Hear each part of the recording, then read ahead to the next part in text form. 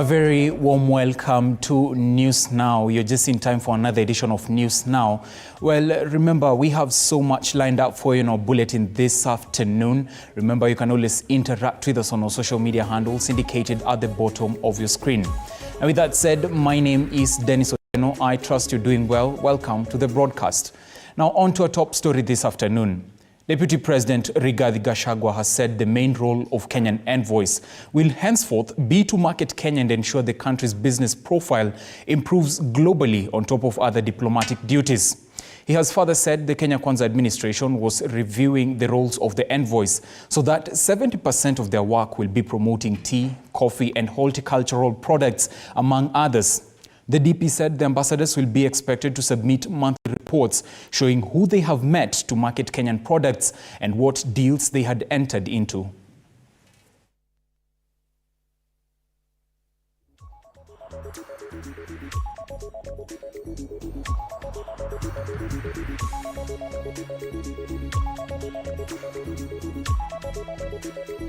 All these ambassadors are going to market Kenyan produce and discuss with the host country, with the business community, and get the best deal for our products. We are going to sign with the ambassadors a 2-year MOU. If you are selling avocado here in Italy and you are selling 1,000 tons per year, but when you look at the market, we see that you can sell 10,000 tons a year. The Kenya government, through the Ministry of MFA, will sign a performance contract with the ambassador to Italy that within 2 years, you must achieve 10,000 tons of avocado. If you don't, you come back home. Most importantly, the diaspora people are critical in our economic development. Why do I say so? Long time ago, coffee was #1 foreign exchange earner for the country, followed by tea. Then it was overtaken by tourism. As we speak today, the remittances to Kenya from the diaspora bloc is #1 foreign exchange earner for Kenya. We in Kenya have made a decision to spend money on food production so that our country can be food secure and get surplus to export. Now, from improving the diplomatic duties to the aftermath of the mass protests, residents from Busia County have asked the government to take action against some police officers who allegedly destroyed their properties during last week's demonstration. They claim that those officers destroyed their business places and injured some off-business people who, according to the police, were participating in demonstrations, but the residents say they had been indoors.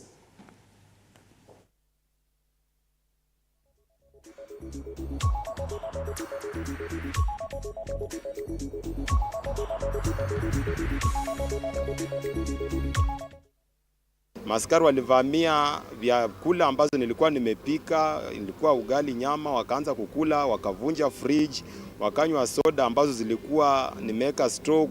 Mimi waliingia kwangu mida ya mchana, hiyo masaa ambayo mwenzangu ameeleza, wakabomoa fridge yangu, waliniacha vibaya, sina stock.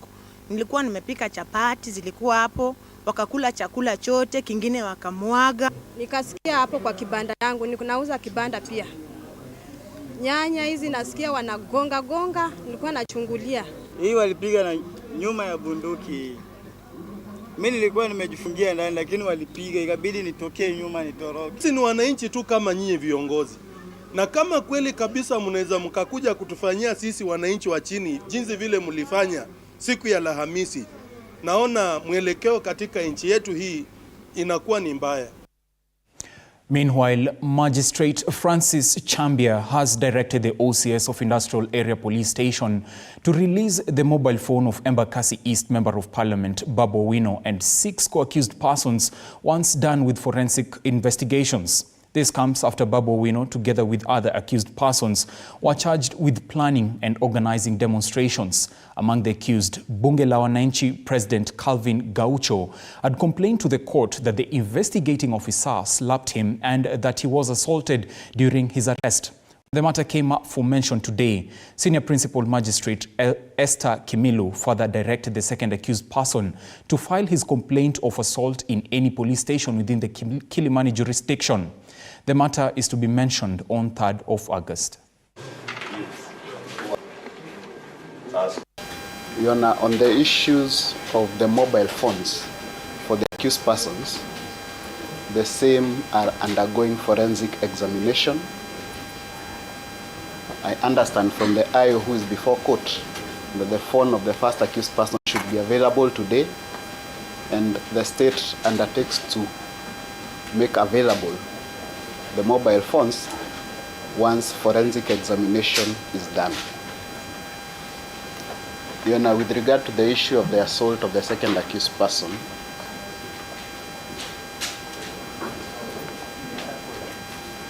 Your Honor, that complaint was recorded by the trial court on record, and unfortunately the DPP does not have supervisory powers over the National Police Service, and we cannot direct them to receive a complaint. We can only direct them to investigate. So I will be requesting that this matter be mentioned. We'll file it today, but this matter be mentioned at the earliest before the Chief Magistrate, having dealt with this issue at its preliminary stage, so that he can give directions on that very important aspect of why a Kenyan can be battered when he's in police custody pursuant to a court order. It's a very serious application. But my finding, and I wish to direct, you file the complaint anywhere, including and not limited to IPOA. Nataka kuambia police, you don't have to mistreat Kenyans. These are the people you took oath to protect their lives and to defend them. The same people you are killing, you are destroying their lives, you are injuring.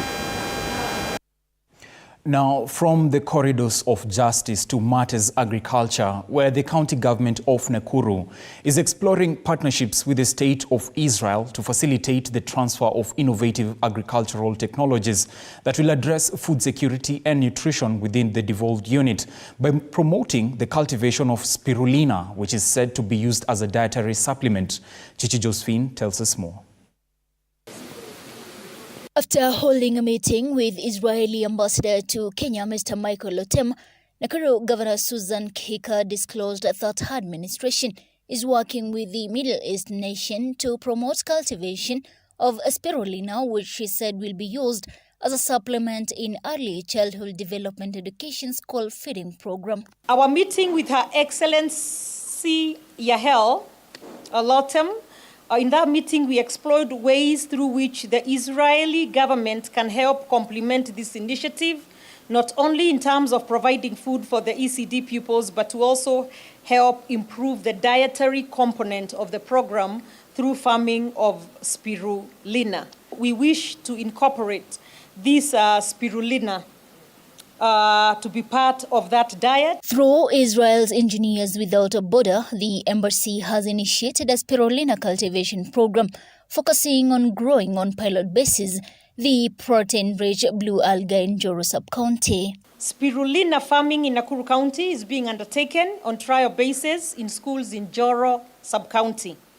It has so far gotten certification from the Kenya Plant Health Inspectorate Service, KEFIS, and I have reports mainly from Keriko School that it is doing well.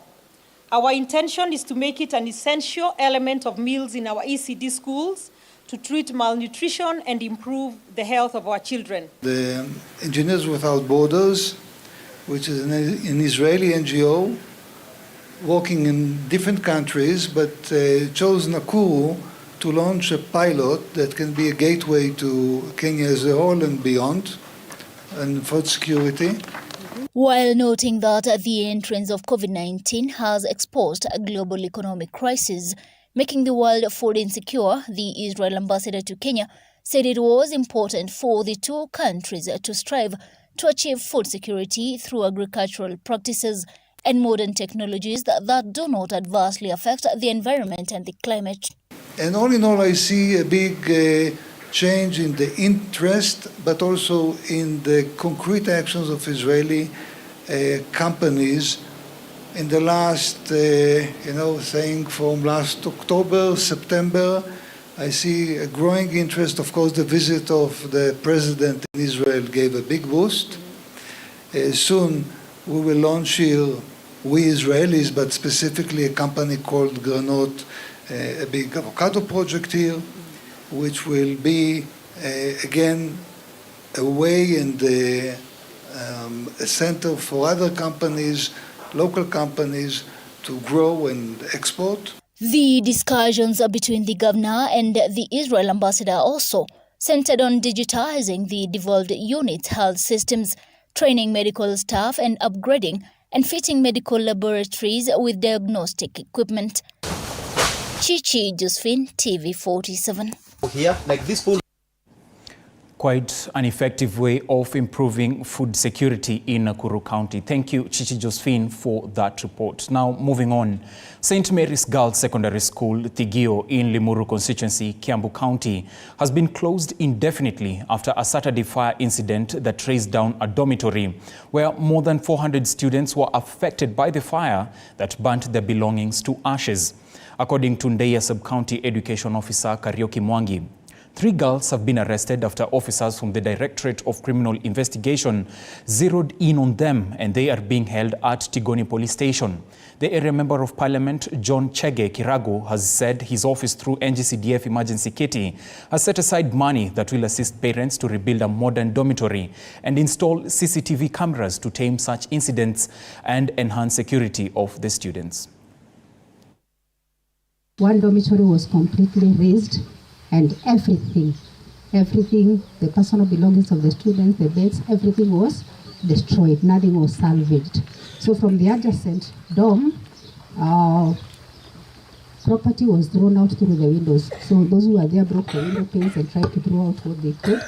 But still again there was destruction, because when you throw a box outside, then it splits open and the contents spill out. So around 410, which is nearly half of the population in the school, and that is why we sorted twice, that they go home for a few days, and then the board can make the emergency measures so that we can be able to call them back as soon as possible. 3 girls who are, after interrogation, we zeroed it to 3 who were arrested by the police yesterday. I may not give their names now, but they are in custody.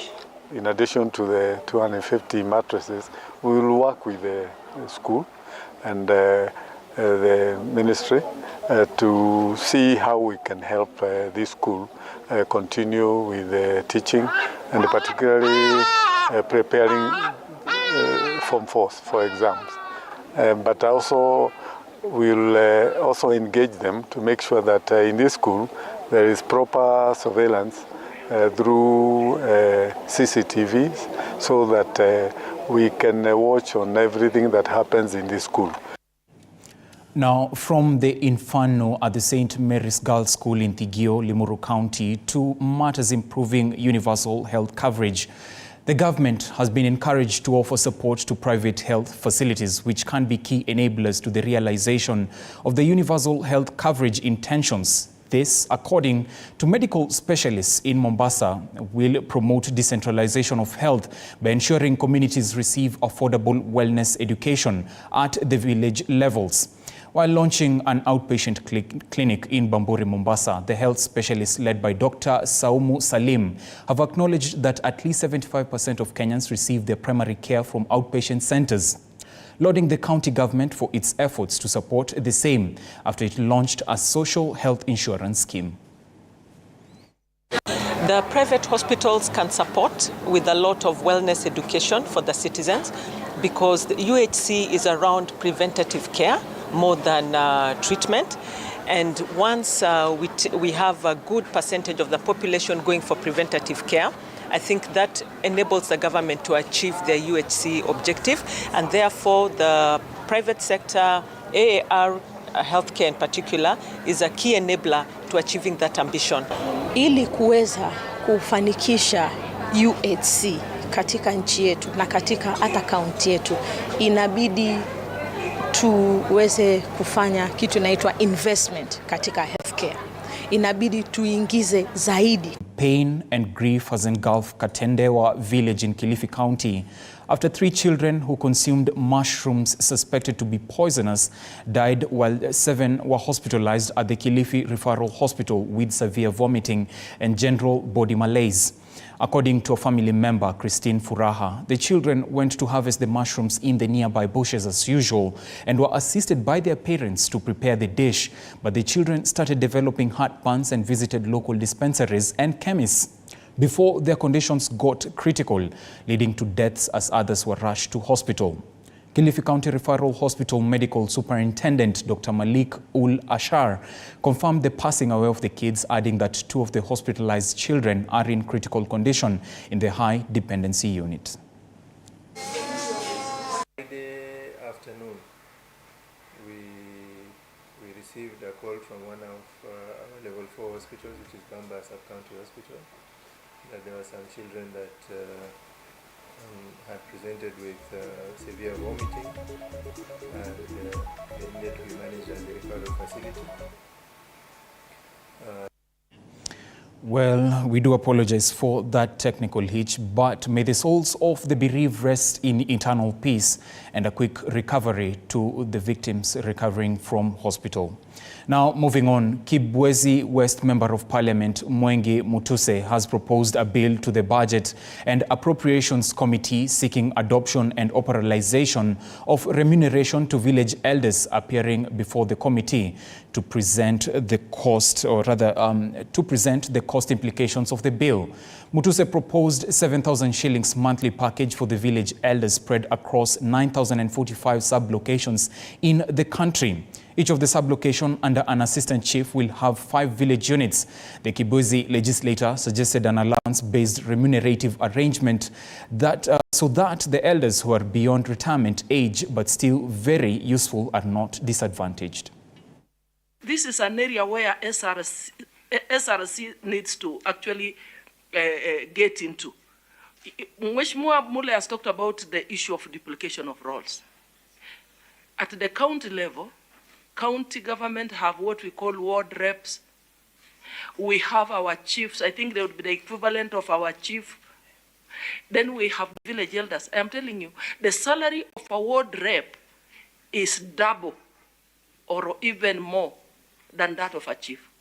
And already there is discontent on the ground between the chiefs and the ward reps because of the kind of remuneration that being given. But when you look at the actual work on the ground, the people who are doing, the signature being recognized, if it's a birth certificate, whatever it is, it has to be signed by the chief. It is not too much to invest in the village elders who are the social fabric of this country.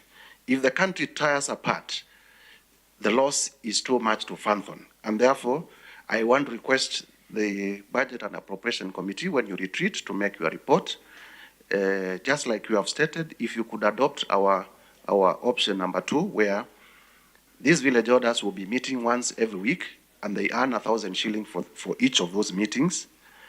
And they will be given 500 shillings, which is basically transport for them. And you look at the local level, where people travel by border, you realize it is 200 shillings coming from their home, 200 shillings going back to their home. So they may not be even making a lot of saving. We are just facilitating them to do their work. Students have been urged to conserve the environment by tree planting. Paul Jomo of Green Blue Foundation Africa Thika chapter says the exercise is meant to aid in cleaning the air, which is polluted by fumes from neighboring industries in Thika and the dump site.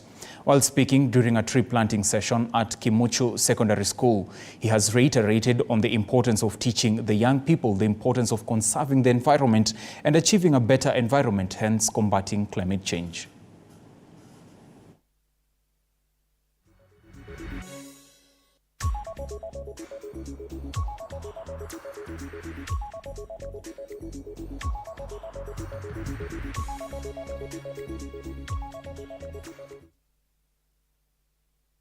Tangoki, when we are in our class learning, there's this bad smell that comes from over there when there is burn, or when the waste are burned. The pollution we are getting from our industries, it is really affecting us. So our fact remains, whatever you are doing there, you are doing for our betterment. But still, let's do it better than the way we are doing. Let us plant trees. Let's also support the GBFA group and other teams that we can plant trees all over the schools we have, or any other institution we have in our Thika sub-county, so that we can prevent these environment changes. In the next 5 or so years, the climate of this area will improve because of the initiative of the 2 clubs, Young Farmers Club and the Environment Club. Elsewhere, 400 families in Mbuyu, Wachapa, Jomvuku, Mombasa have lamented over a 200-acre piece of land which the county government wishes to set up a marshalling yard on. Now, the families who have set livelihoods in the area for more than 60 years have faulted the compensation strategies, terming them unfair over the alleged public land. Stating a demonstration today, or rather staging a demonstration today, they have called upon the government to lay a common ground which will resume normalcy from the anxiety of being vacated before they are fully compensated. The Kenya Pipeline Company has also installed underground pipelines in the now disputed land. Ukiangalia hata ukienda kwa maneno ya land, unapata kwamba hii land haikuwa kwa Mombasa County, ilikuwa kwa national government. Vile ilikuwa kwa national government, ukigoogle utaambiwa kwamba sisi hapa, sisi ni watu wa national government. Ilikuwa national government itupatie hizo title deed. Kwa nini hawakutupatia? Sasa wakikuja hapa wao wanasema cha lazima national government imewapatia. Sasa national government ikiwapatia watatufurusha sisi kwani si binadamu. Watu wanaandikiwa, nilipopata mti wangu hapa. Mti hauandikwi, na hata kama nafanya biashara, hiyo biashara naambiwa biashara hatuandiki. Hatuandiki, na mimi natumania hapa, napata hela kutoka hapa, napata mfuko kutoka hapa, nisiandike ende wapi? Kama kuna mradi wa serikali hatukatai kama wananchi, lakini haki tendeke. Baba yangu hataenda wapi? Kuna mama wengine wameanza misingi. Maisha ya Kenya imekuwa ni mazito, watu wangu. Kupata simiti mfuko mmoja, mtu amefikisha